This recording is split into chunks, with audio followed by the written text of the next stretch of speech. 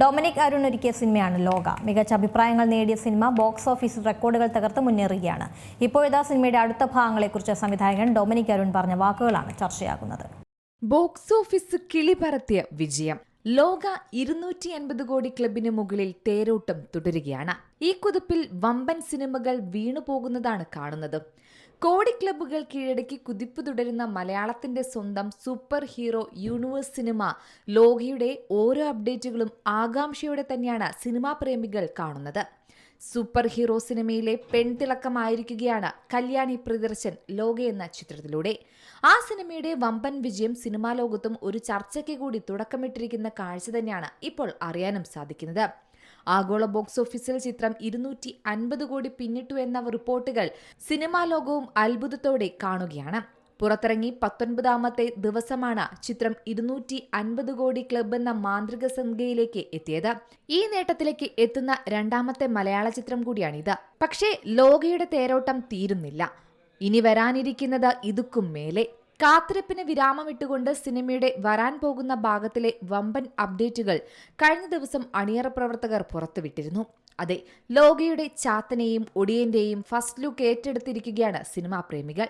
ഒടിയനായി ദുൽഖർ സൽമാനും ചാത്തനായി ടൊവിനോ തോമസും എത്തുമ്പോൾ വരാനിരിക്കുന്നതൊരു പൊടി പൂരമെന്ന് ഉറപ്പിക്കാം.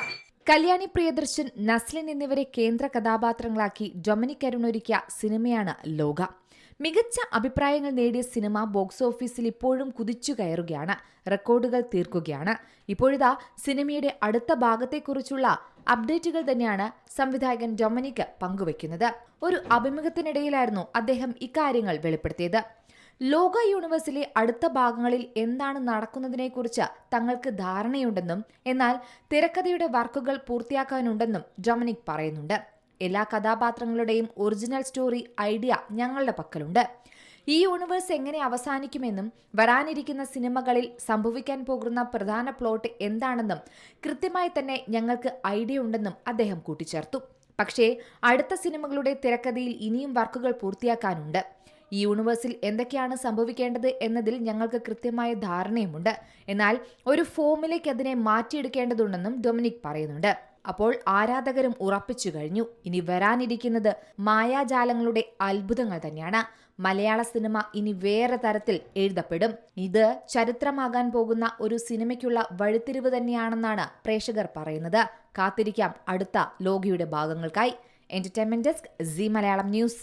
ഏറ്റവും പുതിയ വാർത്തകളും വിശേഷങ്ങളും വിരൽത്തുമ്പിലറിയാൻ സീ മലയാളം ന്യൂസ് എല്ലാ ഡിജിറ്റൽ പ്ലാറ്റ്ഫോമുകളിലും ലഭ്യം.